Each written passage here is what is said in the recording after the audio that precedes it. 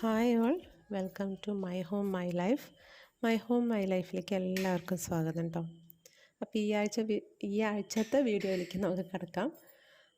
ഞാൻ കഴിഞ്ഞ പ്രാവശ്യത്തെ വീഡിയോയിൽ കാണിച്ച ഒരു പുതിന ഇലയുടെ തണ്ട് ഞാൻ ഇങ്ങനെ വെള്ളത്തിലിട്ടിട്ട് ഇപ്പം കുറച്ചൊക്കെ നല്ല പുതിയ പുതിയ ഇലകളൊക്കെ വന്നു തുടങ്ങി. ഇങ്ങനെ കാണുമ്പോൾ ഒരു സന്തോഷമല്ലേ. ഇനി എങ്ങനെയായിരിക്കും എന്നറിയില്ല, മുന്നോട്ട് നമുക്ക് നോക്കാം. ഇതിൻ്റെ ഒരു അപ്ഡേറ്റ് അടുത്ത വീഡിയോയിലും കൂടി കാണിക്കുന്നതായിരിക്കും എന്താണെന്നുള്ളത്. അപ്പോൾ അതിൻ്റെ ഇടയിൽ കുറച്ച് ഡ്രൈ ലീവ്സൊക്കെ ഉണ്ട്, ഇതിൻ്റെ പണ്ടത്തെ ലീവ്സൊക്കെ, അതെല്ലാം നമുക്ക് കളയാം. അതുപോലെ അതിൻ്റെ റൂട്ട്സ് എല്ലാം പുതിയത് വന്നിട്ടുണ്ട്. അപ്പോൾ ഇനി നമുക്ക് അടുത്ത വീഡിയോയിൽ കാണാം ഇതിൻ്റെ അപ്ഡേറ്റ് എന്താണെന്നുള്ളത്.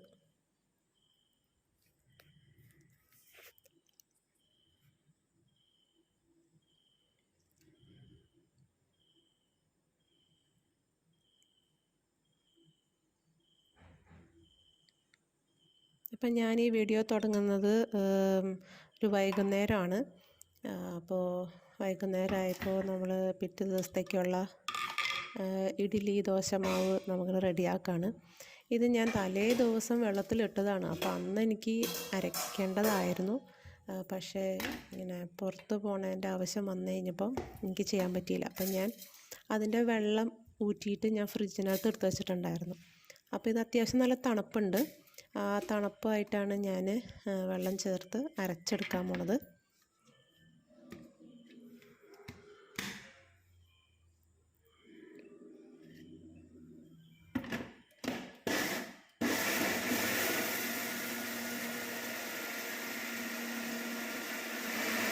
ഒരു ടിപ്പ് എന്ന് പറയുന്നത്, നമ്മൾ ദോശയ്ക്ക് അല്ലെങ്കിൽ ഇഡ്ഡലിക്ക് മാവ് അരയ്ക്കുമ്പം, ഈ മിക്സിയിൽ അരയ്ക്കുമ്പോൾ കുറച്ച് നേരം അടിച്ച് കഴിയുമ്പോൾ അതൊരു ചൂട് വരും. ആ ചൂട് വരാതിരിക്കാൻ നമുക്ക് ഒരു 3-4 ഐസ് ഇട്ട് അരച്ചെടുക്കുകയാണെങ്കിൽ ഇത് നല്ല സോഫ്റ്റ് ഇഡ്ഡലി ആയിട്ട് കിട്ടും നമുക്ക്. ഇതിപ്പോൾ ഓൾറെഡി ഞാൻ ഫ്രിഡ്ജിനകത്ത് വെച്ചത് കൊണ്ട് തന്നെ ഞാൻ ഒരു ഐസ് ഇടുന്നുള്ളൂ.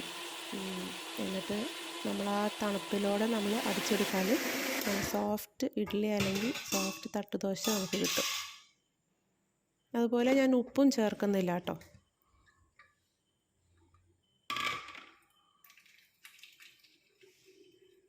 കുറച്ച് തരി ഇരുന്നാലും കുഴപ്പമൊന്നുമില്ല, വല്ലാണ്ട് തരി ഇരിക്കാണ്ടിരുന്നാൽ മതി.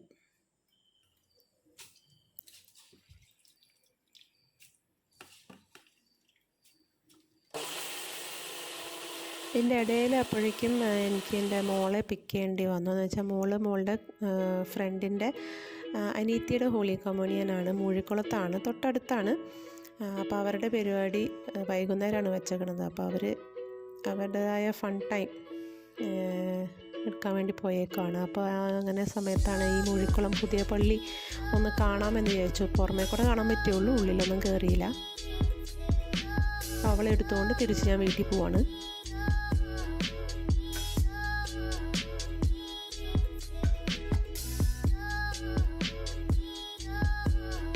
തിരിച്ചു വന്നപ്പോൾ ബാക്കി നമ്മൾ പകുതിയിൽ വെച്ച് പോയ സംഭവം ചേർത്ത് തീർക്കണ്ടേ. അപ്പം ഞാനത് ബാക്കി അരച്ച് എടുത്ത് വയ്ക്കുകയാണ്.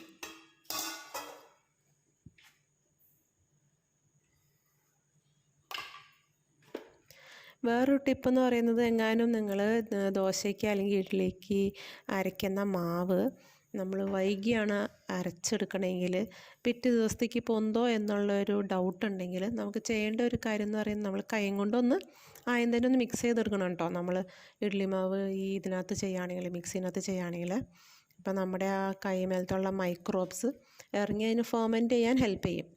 പിന്നെ വേറൊരു കാര്യം ചെയ്യാൻ പറ്റുന്നത്, നമുക്ക് മൈക്രോവേവ് ഇപ്പോൾ എല്ലാം വീട്ടിലുണ്ട്. ഈ മൈക്രോവേവ് നമ്മളൊന്ന് പ്രീ ഹീറ്റ് ചെയ്യാം.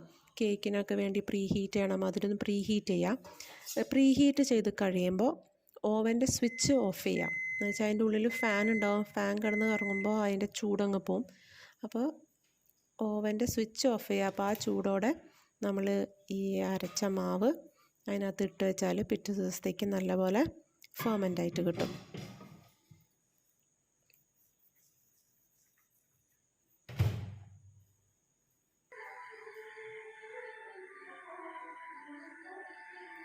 അപ്പോൾ പിറ്റേ ദിവസം രാവിലെയായി, ഞാൻ നേരത്തെ എണീറ്റു. ഇന്ന് മോൾക്ക് ക്ലാസ് ഉണ്ട്. അപ്പോൾ അതുകൊണ്ട് ഇന്നത്തെ രാവിലത്തെ ബ്രേക്ക്ഫാസ്റ്റ് ഇഡ്ഡലി അല്ലെങ്കിൽ തട്ടുദോശ, അത് മാവ് എങ്ങനെയാണ് അതിനനുസരിച്ചായിരിക്കും. ഇപ്പോൾ 2 ചട്നി ഉണ്ടാക്കാമെന്ന് വെച്ചാൽ ഈസി ആയിട്ട് ഉണ്ടാക്കാൻ പറ്റുന്ന ചട്നി. ഒരെണ്ണം ഒണിയൻ തക്കാളി ചട്നിയാണ്. ധൃതിയുള്ള സമയത്താണ് ഇങ്ങനെയൊക്കെ ഓരോന്ന് സംഭവിക്കുന്നത്. അപ്പോൾ ഒരു പ്രഷർ കുക്കറിൽ ഞാൻ ഒന്ന് എണ്ണ ചൂടാക്കി അതിനകത്ത് കടുകും ഉലുവയും വറ്റൽമുളക് കൂടുതൽ വേണം, സവോള, വെളുത്തുള്ളി, തക്കാളി, ഇതൊക്കെ ഒന്ന് വഴറ്റിയെടുക്കുക നമുക്കതൊക്കെ.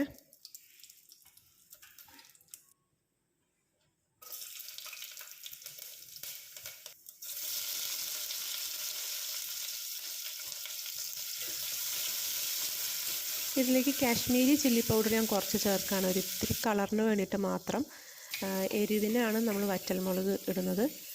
പിന്നെ ഞാൻ തക്കാളി ഇട്ടു, ഉപ്പ് ആവശ്യത്തിന് ഉപ്പും ചേർക്കുക, ഒരു കഷ്ണം പുളി അതും കൂടി ചേർത്ത് നമുക്കൊന്ന് ജസ്റ്റ് വഴറ്റിയിട്ട് കുറച്ച് വെള്ളവും കൂടി ചേർത്ത് നമുക്ക് 1 വിസിലിന് വേണ്ടിയിട്ട് പ്രഷർ കുക്ക് ചെയ്യാം.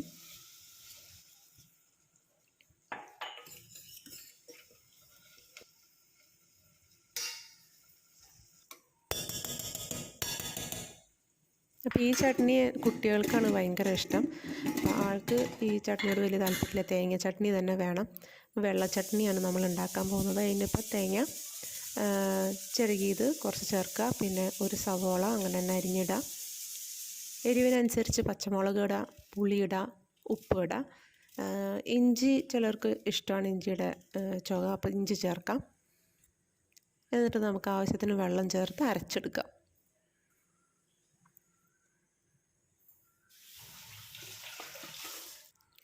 അപ്പോൾ വേറൊരു പാത്രത്തിൽ നമുക്കിതുപോലെ വെളിച്ചെണ്ണ ഇട്ട് കടുകും ഉലുവയും കറിവേപ്പില, വറ്റൽമുളക് ഇതൊക്കെ ഇട്ട് നമുക്കൊന്ന് ചട്നി നമുക്ക് കാച്ചിയെടുക്കാം. ചില സമയത്ത് നമുക്ക് എടുത്ത് ഇടാനുള്ള മടി അല്ലെങ്കിൽ സമയം കുറവുകൊണ്ട് ചിലപ്പോൾ ഞാൻ ചിലത് സ്കിപ്പ് ചെയ്യും. ഒന്നെങ്കിൽ കറിവേപ്പില സ്കിപ്പ് ചെയ്യും, അല്ലെങ്കിൽ വറ്റൽമുളക് സ്കിപ്പ് ചെയ്യും. പക്ഷേ നിങ്ങൾക്കിതൊക്കെ ചെയ്യാൻ പറ്റുമെങ്കിൽ ഇതെല്ലാം ചെയ്ത് ജസ്റ്റ് ഒന്ന് കാച്ചിയെടുത്താൽ മതി. നമ്മൾ എന്നിട്ട് വേഗം ഫ്ലെയിം ഓഫ് ചെയ്യുക, അല്ലാണ്ട് കുക്ക് ചെയ്യരുത്. ഇനി നമുക്ക് പ്രഷർ കുക്ക് ചെയ്ത നമ്മുടെ ഒണിയൻ ടൊമാറ്റോ ചട്നി മിക്സിയിലേക്ക് ഇടാം, അരച്ചെടുക്കാം. അതിലത്തെ വെള്ളം എടുക്കരുത്, കഷ്ണങ്ങൾ മാത്രം എടുത്തിട്ട് നമുക്കൊന്ന് അരച്ചെടുക്കാം. അതിന് ശേഷം വേറൊരു പാത്രത്തിൽ നമുക്ക് കുറച്ച് വെളിച്ചെണ്ണ, കടുക് പൊട്ടിക്കുക, ഉലുവ പൊട്ടിക്കുക. എന്നിട്ട് നമുക്ക് ഈ അരച്ച് വെച്ച ഒണിയൻ ടൊമാറ്റോ ചട്നി ഇതിനകത്തേക്ക് ഒഴിച്ച് നമുക്കൊന്ന് ജസ്റ്റ് ഒന്ന് പതുക്കേനൊന്ന് കുക്ക് ചെയ്തെടുക്കാം. അപ്പോൾ അങ്ങനെ നമ്മുടെ ഈ ചട്നി റെഡി.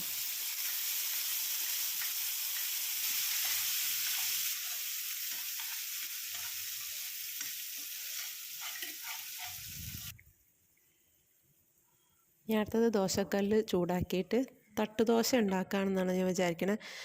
ഈ ദോശമാവ് സംഭവം ഫെർമെൻ്റ് ആയിട്ടുണ്ട്, പക്ഷേ ഞാൻ അതിൻ്റെ കൺസിസ്റ്റൻസി നോക്കിയപ്പോൾ എനിക്ക് തട്ടുദോശയ്ക്ക് പറ്റിയതാണെന്ന് മനസ്സിലാക്കി.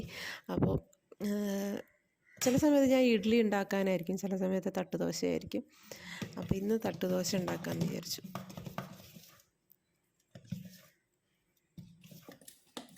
ഈ സമയത്താണ് കേട്ടോ ഞാൻ ഉപ്പ് ചേർത്ത് ഇളക്കുക. എന്നിട്ട് ആവശ്യത്തിന് ഉപ്പാകുമ്പോൾ നമ്മൾക്ക് ദോശ ഉണ്ടാക്കി തുടങ്ങാം.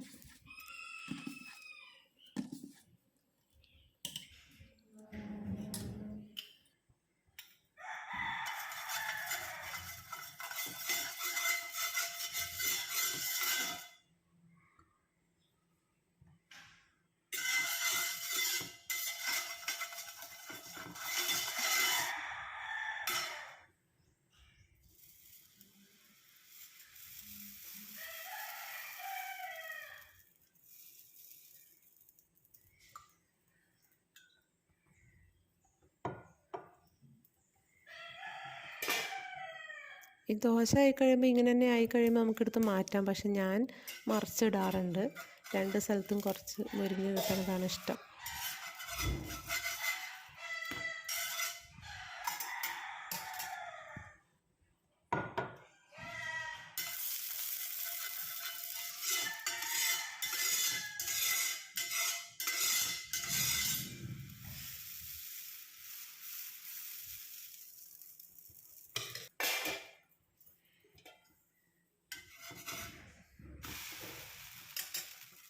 അപ്പോൾ മോള് സ്കൂളിൽ പോകാൻ റെഡി ആയിട്ട് വന്നു. അപ്പോൾ അവൾ ബ്രേക്ക്ഫാസ്റ്റ് കഴിക്കുകയാണ്. വളരെ എക്സൈറ്റഡ് ആണ് അവൾക്ക്. ആദ്യമായിട്ടാണ് ഈ ഒരു യൂണിഫോം ഇട്ടിട്ട് അവൾ പോകുന്നത് തന്നെ. അന്ന് വൈകുന്നേരം ഇൻലോസിൻ്റെ ആനിവേഴ്സറി ആയിരുന്നു. അപ്പോൾ അതിൻ്റെ ഒരു ചെറിയ കേക്ക് മുറിക്കൽ പരിപാടി.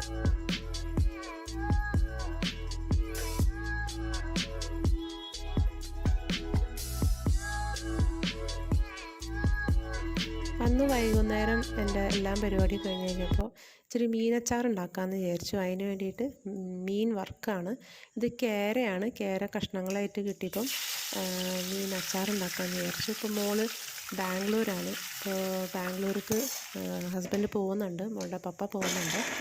അപ്പോൾ വിചാരിച്ചു നമ്മൾ ഇത്തിരി സാധനങ്ങളൊക്കെ വാങ്ങിച്ച് കൊടുക്കുകയും ചെയ്യാം, കുറച്ച് അച്ചാർ ഉണ്ടാക്കി കൊടുക്കാമെന്നുള്ളത്. അപ്പോൾ മീനെല്ലാം വറുത്ത് കഴിഞ്ഞു. ഇനിയിപ്പോൾ ഒരു ചട്ടി എടുത്തിട്ട് അതിനകത്തേക്ക് മീൻ വറുത്ത എണ്ണ ഞാൻ അതന്നെ ഉപയോഗിക്കുകയാണ്. ഇച്ചിരിയും കൂടി എണ്ണയും ഞാൻ ചേർത്തു. എണ്ണ കുറവായ പോലെ തോന്നി, അപ്പം ഇച്ചിരി വെളിച്ചെണ്ണയും ചേർത്തു. ചൂടായി കഴിഞ്ഞപ്പോൾ അതിലേക്ക് ഉലുവ പൊട്ടിച്ചു. പിന്നെ മിക്സിയിലൊന്ന് ഇഞ്ചിയും വെളുത്തുള്ളിയും അരച്ചെടുത്തു. പച്ചമുളകും വേണമെങ്കിൽ ഇതിനകത്ത് അരച്ചെടുക്കാം കേട്ടോ, പച്ചമുളക് ഇട്ടില്ല. ഇതൊന്ന് ഇച്ചിരി വാടി തുടങ്ങുമ്പോഴേക്കും ഞാൻ മഞ്ഞൾപ്പൊടിയും കാശ്മീരി ചില്ലി പൗഡറാണ് ഇച്ചിരി കൂടുതലിടുന്നത്. അബൌട്ട് ഒരു 4 ടേബിൾ സ്പൂൺ വരെ ഞാൻ ഇട്ടിട്ടുണ്ട്. അതിന് എരിവിന് ആവശ്യത്തിന്, നിങ്ങളുടെ എത്ര എരിവ് വേണോ അത്ര ആവശ്യത്തിന് സാദാ മുളക് പൊടി, പിന്നെ അച്ചാറിൻ്റെ പൊടി കുറച്ച് ചേർത്തു. അതുപോലെ തന്നെ ഫിഷ് മസാലയും കൂടി കുറച്ച് ചേർത്തു. ഫിഷ് മസാല ഉണ്ടെങ്കിൽ അത് ചേർക്കാം, ഇല്ലെങ്കിൽ കുഴപ്പമില്ല. ഇച്ചിരിയും കൂടി ഒന്ന് നമുക്ക് ആ ചാറിനൊരു കുറുകൽ കിട്ടും. ഇത് കഴിഞ്ഞിട്ട് മൂപ്പിച്ച് കഴിയുമ്പം അതിനകത്തേക്ക് ചൊറുക്ക ഇട്ടു. ചൊറുക്ക ആഡ് ചെയ്തപ്പോൾ എനിക്ക് വളരെ ചാറ് കുറവായിട്ട് തോന്നി. അപ്പം ഞാൻ എന്ത് ചെയ്യുന്നത് വെച്ച് കഴിഞ്ഞാൽ വെള്ളം തിളപ്പിച്ച് അതിനകത്ത് ഇച്ചിരിയും കൂടി ചൊറുക്കയിട്ട് തിളപ്പിച്ചിട്ട് ഞാൻ ഇതിനകത്തേക്ക് ഒഴിച്ചു. ആവശ്യത്തിന് ഉപ്പ് ഇട്ട് കഴിഞ്ഞ് തിളച്ചതിന് ശേഷം നമുക്ക് വറുത്ത മീൻ അതിനകത്തേക്ക് ഇടാം. അത് ഇളക്കി കഴിയുമ്പോൾ നമ്മുടെ മീനച്ചാർ റെഡിയായി. ഞാൻ പറഞ്ഞതുപോലെ ചാറ് കുറവാൻ തോന്നുകയാണെങ്കിൽ വെള്ളം തിളപ്പിച്ച് അതിനകത്ത് ഒഴിക്കുക. എന്നിട്ട് തിളച്ചതിന് ശേഷം ഗ്യാസ് ഓഫാക്കി എടുത്ത് വയ്ക്കാം.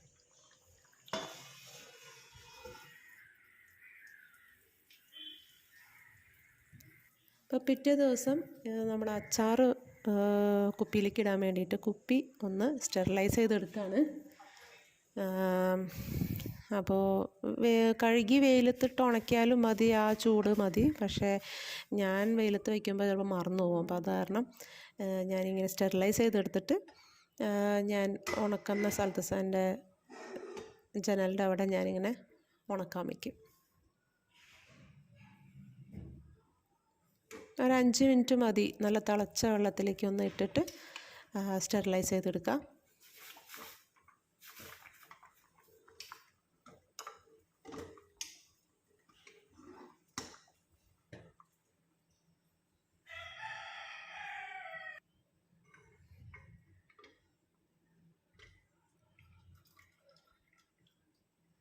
ഗ്യാസ് ഓഫ് ചെയ്ത് വയ്ക്കുക. അതിന് ശേഷം അതിൻ്റെ ആ ഒരു ടോപ്പ് ഉണ്ടല്ലോ, അത് പ്ലാസ്റ്റിക്കാണ്. അപ്പോൾ നമ്മളൊന്ന് സൂക്ഷിക്കുന്നത് നല്ലതാണ്. കുറച്ച് നേരം ചെയ്താൽ മതി. എന്നിട്ട് അതെടുത്ത് ഉണക്കി വയ്ക്കുക.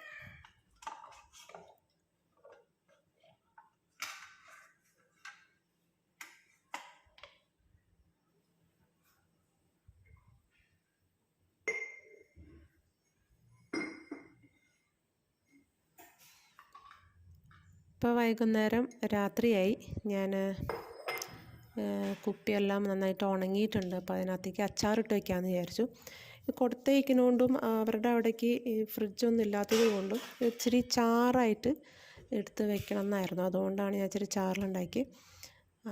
അതല്ല നിങ്ങൾക്ക് ഫ്രിഡ്ജിൽ വെക്കാനാണ് താല്പര്യമെങ്കിൽ അപ്പോൾ പിന്നെ കുറച്ച് വറ്റിച്ച് എടുക്കുന്നതായിരിക്കും നല്ലത്.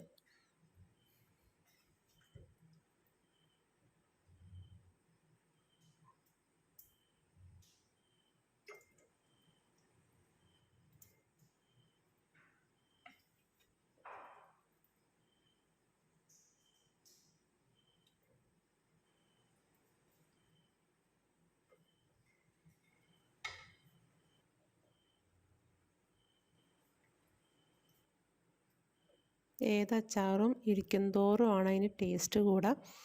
അപ്പോൾ ചാറിട്ട് അതിൻ്റെ മീതെ നിൽക്കുന്ന വരെ ഞാൻ നിറച്ചു.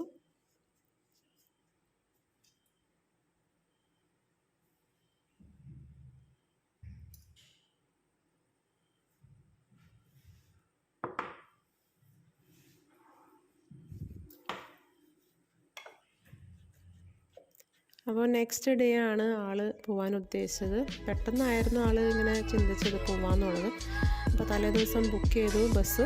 അപ്പോൾ നമുക്ക് RT-PCR വേണമായിരുന്നു. RT-PCR എത്രയും പെട്ടെന്ന് നമുക്ക് റിസൾട്ടും കിട്ടണം. അപ്പോൾ അതിന് വേണ്ടിയിട്ട് നമ്മൾ നെടുമ്പാശ്ശേരി എയർപോർട്ടിലേക്കാണ് പോകുന്നത്. വീടിൻ്റെ അടുത്താണ് നെടുമ്പാശ്ശേരി എയർപോർട്ട്. അപ്പോൾ അവിടെ പോയി നമുക്ക് RT-PCR എടുത്താൽ രാവിലെ 10 മണിക്ക് എടുത്താൽ വൈകുന്നേരം 4-5 മണിയൊക്കെ ആകുമ്പോഴേക്കും നമുക്ക് റിസൾട്ട് കിട്ടും. ഇമെയിലിലോ അല്ലെങ്കിൽ മൊബൈൽ വാട്സാപ്പ് നമ്പറിലേക്കോ നമുക്ക് കിട്ടും. അപ്പോൾ അതിന് വേണ്ടിയിട്ട് നമ്മൾ ഇറങ്ങി. അതുപോലെ തന്നെ കുറച്ച് പർച്ചേസിങ് ഉണ്ട് മോൾക്ക് കൊടുത്തേക്കാനായിട്ട്. കുറച്ച് ഈറ്റബിൾസും സാധനങ്ങളൊക്കെ ഒന്ന് വാങ്ങിച്ച് കൊടുത്തേക്കാമെന്ന് വിചാരിച്ചു. എയർപോർട്ടിലേക്ക് നമ്മൾ പോകുമ്പോൾ പഴയ ഓർമ്മകൾ, മെമ്മറീസാണ് നമുക്കുള്ളത്. പിള്ളേരെല്ലാവരും കുട്ടികളായിരുന്നു. ഇപ്പോൾ തന്നെ ഞങ്ങളെല്ലാവരും സൗദി റിയാദിലായിരുന്നു. അവിടെ നിന്നെല്ലാം നമ്മൾ സ്റ്റോപ്പ് ചെയ്തിട്ട് കുറേ നാൾ മുന്നേ നമ്മളിവിടെ സെറ്റിലായിക്കുന്നതാണ്. അപ്പോൾ നല്ലോണം കുറേ അധികം മെമ്മറീസ് ഉണ്ട്.